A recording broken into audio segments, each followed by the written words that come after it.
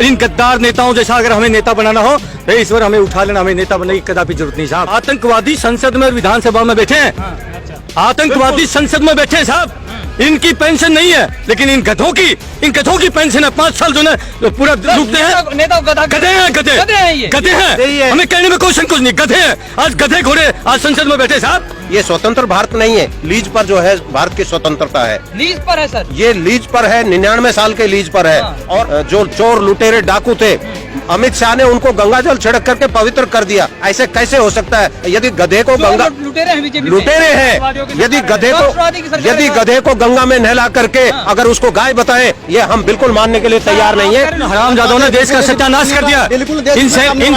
इन सैनिकों को ये वर्दी पहन के राजनीति में नहीं आना पड़ता अगर ये ठीक चलते तो। 35 साल हम देश की सीमाओं पर गोलियां खाते रहे और इस देश के अंदर इस देश के गद्दार नेता कहीं देश को जाति धर्म में नफरतों की आग लगा के खड़ी कर दी। 1 साल पहले दिल्ली में दंगे होते हैं, आप दिल्ली में रहते हैं। 1 साल पहले दिल्ली में दंगे होते हैं, सैकड़ों हिंदू भाई मारे जाते हैं, सैकड़ों मुसलमान भाई मारे जाते हैं। चिंगारी नेताओं ने दिखाई और इस देश के अंदर चिंगारी नेता दिखाता, नेता एक भी नहीं मरता, आम पब्लिक बेचारी कट के मर जाती है। आगे से मुझे कहना पड़ता है, देश में नफरतों की बयार बह रही है। आज देश खंड खंड में मार दिया। इसे देश को बचाने के लिए आए हैं और मुझे यकीन है जिसकी रगों में सच्चा खून होगा, इस माटी से प्यार करता होगा, इस देश से प्यार करता होगा, वो जरूर सैनिक से प्यार करता। हमें दलालों के वोटों की जरूरत नहीं है और सरकार से भाईचारा खत्म हो रहा है। आज देश में चिंगारी लगेगी, देश में कत्लेआम हो जाएगा, कत्लेआम हो जाएगा। बिल्कुल, अगर ये देश के नेता करवाएंगे। देश मेरे जो एक ऐसे मुहायने पर है जहाँ पर देश में गृह युद्ध होने की बिल्कुल कगार पर। फिक्र नहीं मर जाने की, मिट जाने की, अन्याय नहीं होने देंगे और जब तक सांस इस सीने में आए मेरे प्यारे वतन तेरा शीश। सूबेदार मेजर लालचंद यादव, हरियाणा का रहने वाला हूँ और कलवाड़ी मेरा गाँव है और मेरा आर्मी नंबर फोन नंबर है 9992367860। सर आप पूर्व सैनिक हैं, जनता ब्रिगेड पार्टी आप बनाई है जी। और यहाँ पे जंतर मंतर पर आने की वजह क्या है और ये पार्टी बनाने की वजह, दोनों चीजों का जवाब आपको देना है। हाँ, जनता ब्रिगेड पार्टी का जो गठन हुआ है वो इसलिए हुआ है क्योंकि आज पूरे भारतवर्ष के अंदर राजनीति में एक प्रकार से भूचाल आया हुआ है। और भूचाल भी क्या, मैं तो ये कहता हूँ कि राजनीति का जो क्षेत्र है वो एकदम बारूद के ढेर पर बैठा हुआ है। क्योंकि लोगों ने तरह तरह की, ये जितने भी राजनीतिक हैं सभी ने एक दूसरे को तोड़ फोड़ करने के लिए एकल परिवार की स्थापना करके पूरे देश को खंडित करके रखा है और ना एक दूसरे के विचार मिलते हैं ना ही और कुछ। लोगों ने अपनी अपनी अलग अलग सेना बना रखी है, जैसे कि कहीं करनी सेना है, कहीं शिवसेना है, तो कहीं भाई दूसरी कई राम सेना, मतलब अलग अलग प्रकार, यादव सेना, कोई अलग अलग प्रकार की जो सेना है और एक सेना दूसरी सेना के गाली देती है।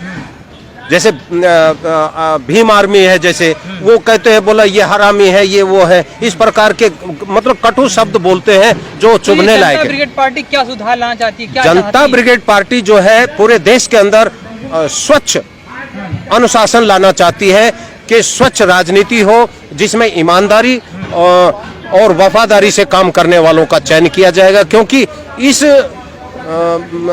मतलब राजनीतिक क्षेत्र में देखते हुए हमने सुभाष चंद्र बोस जी का अपना आइकॉन माना है। क्योंकि सुभाष चंद्र बोस की जो रीति और नीति थी हम उनके ऊपर चलना चाहते हैं। क्योंकि सुभाष जी ने भी इस देश से बाहर जाकर के, क्योंकि उस समय भी राजनीति का गंदा माहौल था और सुभाष जी को एकदम अलग कर दिया। जबकि ये स्वतंत्र भारत नहीं है, लीज पर जो है भारत की स्वतंत्रता है। लीज पर है सर, ये लीज पर है, 99 साल के लीज पर है। और अभी तक देश को एक जैसे कि जनता पार्टी है, भारतीय जनता पार्टी है, अखंड भारतवर्ष बनाने का सपना दिखा रही थी। आजादी का 75वां वर्षगांठ मना रहे हैं अमृत महोत्सव के नाम से, अमृत महोत्सव के नाम से मनाया जा रहा है। लेकिन अखंड भारतवर्ष तो नहीं है, हर जगह तोड़फोड़ की राजनीति चल रही है, किसी का पेट नहीं भर रहा है। अभी बीजेपी में देखिए क्या हो रहा है, इधर लोग इधर से उधर भाग रहे हैं। अब आम आदमी पार्टी है, उसमें बज रहा है, मोदी जी का डंका बज रहा है। हाँ जी, ये बात तो कहने की है। देखो अच्छे आदमी का तो देखो बोलना ही पड़ेगा, क्योंकि अच्छे आदमी का वर्चस्व है तो अच्छा ही होता है। लेकिन उसके साथ साथ जो है मोदी जी के जो समर्थक है उन्होंने क्या किया, राजनीति में जो चोर लुटेरे डाकू थे, अमित शाह ने उनको गंगाजल छिड़क करके पवित्र कर दिया। ऐसे कैसे हो सकता है? यदि गधे को लुटेरे हैं बीजेपी में। लुटेरे हैं। यदि राष्ट्रवादी की सरकार यदि है। गधे को गंगा में नहला करके अगर उसको गाय बताएं, ये हम बिल्कुल मानने के लिए तैयार नहीं है। लुटेरे हैं, ये कह रहे हैं राष्ट्रवादी हैं। ये लुटेरे हैं, ये लुटेरे हैं, इस प्रकार से लूट रहे हैं देश के अंदर। अभी आपके सामने देखो, वैसे भी क्या नाम जनता दुखी है। आज ये जंतर मंतर पर महंगाई से परेशान है। महंगाई से परेशान है। 100 से ऊपर जो पेट्रोल डीजल हो गया, ये थोड़ा सा गलत है। जबकि राष्ट्रहित में महंगाई आप बात कर रहे हैं, राष्ट्रहित में महंगाई है ये। राष्ट्र हित में महंगाई है, क्योंकि ये महंगाई एक जगह नहीं, पूरे राष्ट्र के अंदर। राष्ट्र को बचाना है, राष्ट्र को बचाना है, बिल्कुल ठीक कही आपने। लेकिन राष्ट्र को बचाने के लिए और बहुत सारे साधन है। राष्ट्र को बचाने के लिए एक केजरीवाल है जो दिल्ली सरकार चला रहा है, उसने जगह जगह पूरे देश के अंदर, दिल्ली के अंदर ठेके खोल दिए और ठेके से आमदनी करके उस दिल्ली का कोटा पूरा करना चाहता है। ये कौन सी राजनीति है? नशेड़ी बना रहे हैं क्या? ये नशेड़ी बना करके पूरे युवा भारत को कमजोर किया जा रहा है। हम उस कमजोर भारत नहीं देखना चाहते। हम नेताजी सुभाष चंद्र बोस, महर्षि दयानंद वाला भारत देखना चाहते हैं। हम इसको नशेड़ी नहीं होने देंगे। विश्व गुरु नहीं देखना चाहते? विश्व गुरु क्यों नहीं देखना चाहते? हम विश्व गुरु बनाएंगे। आप बनाएंगे? क्या ऐसी कोई बात नहीं है? क्या मोदी से अच्छे नहीं आ सकते? हमारे राष्ट्र इसका जनता ब्रिगेड पार्टी के राष्ट्रीय अध्यक्ष है, पूर्व सैनिक है सूबेदार वीर सिंह चौहान जी। क्या क्या विजन है आपको इस देश को? आपने अभी एक छोटा सा सवाल किया, विश्व गुरु। विश्व गुरु तो तब बनेगा ना पूरा देश संगठित होगा। आज मेरा देश तो खंड खंड में बट रहा है। भारतीय सेना एक ही है ना भाई साहब, भारतीय सेना एक ही है।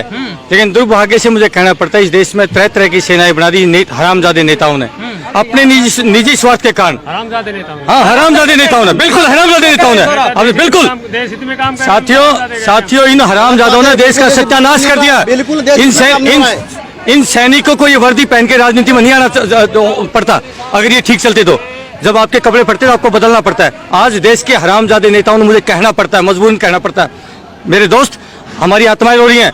आज से 35 साल पहले जिस समाज को हंसता खेलता छोड़ के गए थे, समाज में भाईचारा होता था, प्यार मोहब्बत होती थी, क्या मैं सही कह रहा हूँ?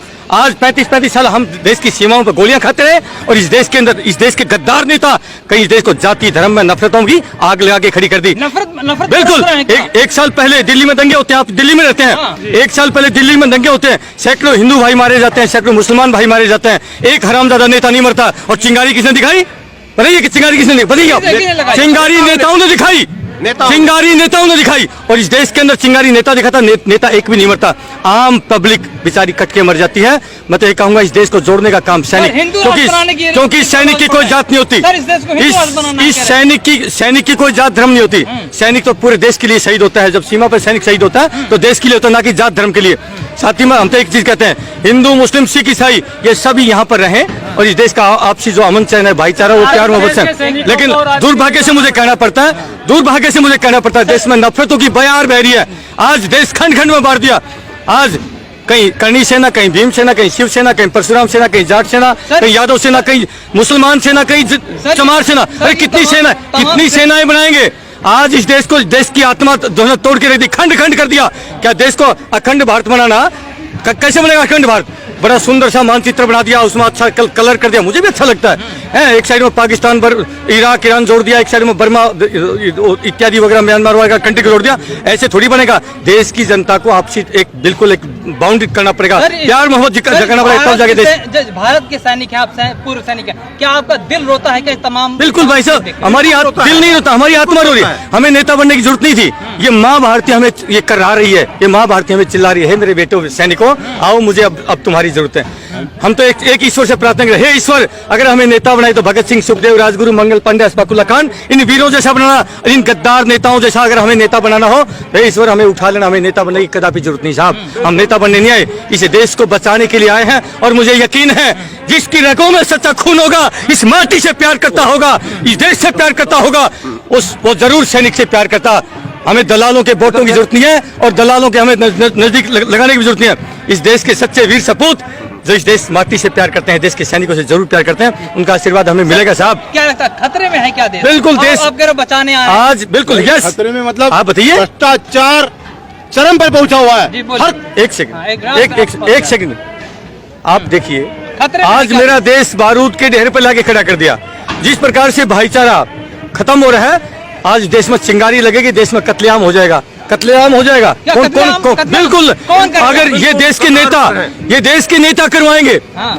इसलिए हम लोगों ने सैनिकों ने हुंकार भरी है। गृह युद्ध होगा क्या? बिल्कुल, अगर इसी प्रकार से देश के अंदर यही आपसी नफरत पैदा करते रहे तो देश मेरे जो है एक ऐसे मुहायने पर है जहाँ पर देश में गृह युद्ध होने की बिल्कुल कगार पर खड़ा है। इसलिए सैनिकों ने संकल्प लिया है, क्योंकि सैनिक देश से प्यार करता है। जब सैनिक सीमा पर खड़ा होता है, सामने दुश्मन की गोली होती है और मेरे पीठ पीछे मेरा प्यारा वतन होता है, तब जो हम संकल्प लेते हैं, फिक्र नहीं मर जाने की मिट जाने की, फिक्र नहीं मर जाने की मिट जाने की, अन्याय नहीं होने देंगे, और जब तक सांस इस सीने में आए मेरे प्यारे वतन तेरा शीश ये सैनिक संकल्प मिलता है। आज हम संकल्प लेके आए हैं साथियों, आप ही पत्रकार हैं, सौगंध आपको अपने बच्चों की, मैं आपको बच्चों की सौगंध देता हूँ, ईमानदारी से बताना, सैनिकों को विश्वास है, विश्वास है, मुंह से बोलिए, क्या मुंह दही जम क्यों जमगे, है ना? क्या नेताओं पर विश्वास है, सैनिकों पर विश्वास है? अगर आपको 100% विश्वास हो, मैं तो आपके चैनल के माध्यम से कहता हूँ, अपने देश की आवाम से कहता हूँ, अगर आप लोगों को संपूर्ण विश्वास हो इन अपने फौजी बेटों पर, तो अपना आशीर्वाद दीजिए, इस देश को देश बना देंगे साहब। ये सैनिक जैसे सीमाओं पर लड़ते हैं ना दुश्मनों से, आज अंदर आतंकवादी कहाँ है? आतंकवादी संसद में और विधानसभा में बैठे हैं, आतंकवादी संसद में बैठे हैं साहब। आज मेरे भाई ये पैरामिलिट्री फोर्सेस के भाई हैं, ये जा रहे, देखिए इनकी पेंशन नहीं है, इनकी पेंशन नहीं है, लेकिन इन गधों की पेंशन है। 5 साल जो ना जो पूरा डूबते हैं, नेता गधे हैं, हमें कहने में क्वेश्चन कुछ नहीं, गधे हैं। आज गधे घोड़े आज संसद में बैठे साहब, औकात नहीं गद्दारों की, इनकी कोई औकात नहीं। हम ओपन चुनौती देते हैं साहब, हम ओपन चुनौती देते हैं। यहाँ पर दिल्ली में रहता हूँ साहब, बड़े दुर्भाग्य से मुझे कहना पड़ता है, बहुत ही मुझे लगा था कि क्रांतिकारी भगत सिंह जैसा कोई नेता आया केजरीवाल, और राजा हरिश्चंद्र जैसा ईमानदार नेता आया, लेकिन मैं कहता हूँ इतना गद्दार, इतना भ्रष्टाचारी, इससे बड़ा कोई भ्रष्टाचारी कोई नेता ना तो पैदा हुआ ना कोई पैदा हुआ ब्रह्मांड में। केजरीवाल से बड़ा कोई नेता गद्दार नहीं है। अरे साहब, आज देश वेनेजुएला बना देगा ये। आज कांग्रेस को, आज श्रीलंका की हालत देखिए, श्रीलंका की हालत देखिए, वेनेजुएला कंट्री ऐसे ही वहाँ पर ऐसे ही फ्री की वहाँ पर रबड़ी बांटी थी, वहाँ के नेताओं ने फ्री की रबड़ी बांटी थी। आज वेनेजुएला में अपने बच्चों को बेच कर पेट नहीं भर रहा। आज ये हालत है। केजरीवाल अपने पिता की जागीर बेच के लेकर आया, केजरीवाल अपने पिता की जागीर बेच के लेकर आएगा कहीं से फ्री का। अरे जनता के टैक्स का पैसा, गाड़ी खून की कमाई है, सुविधा दे रहे हैं हम। सुविधा क्या दे रहा है? अपाइज बना रहे लोगों को, अपाइज बना रहा है। अगर किसी को बर्बाद करना हो उसको फ्री का खिला दो, वो बर्बाद हो जाएगा। अपने आप हमें नहीं चाहिए फ्री का। यदि मैं कंटिन्यू घर में खिलाऊं, आप जाओगे कमाने? नहीं जाओगे। ये फ्री का अनाज, फ्री का जो भी मिल रहा है, राशन, पानी, बिजली, ये सब जनता को अपाइज बनाने का तरीका है। जनता अपाइज हो जाएगी, जैसे बच्चों को अफीम खिलाते हैं बचपन में, अफीम खिला के आदत डाल देते हैं, बाद में वही अफीम उसको हजारों के भाव से बेचते हैं। कह रहे हैं कि देश बारूद के गोले पे बैठा हुआ। नहीं, बारूद के गोले पे देश बैठा हुआ। बारूद के ढेर पे बैठे हैं। आज बारूद के ढेर का मतलब आप समझे नहीं।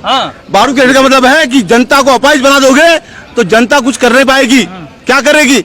युवा आज की पीढ़ी अपाइज हो गई है, सब नशे में घूम रही है, दारू के ढेर खोल दिए हजारों। क्या मतलब है? बारूद का ढेर इन द सेंस ये है कि जो आपसी भाईचारा था वो समाप्त हो गया।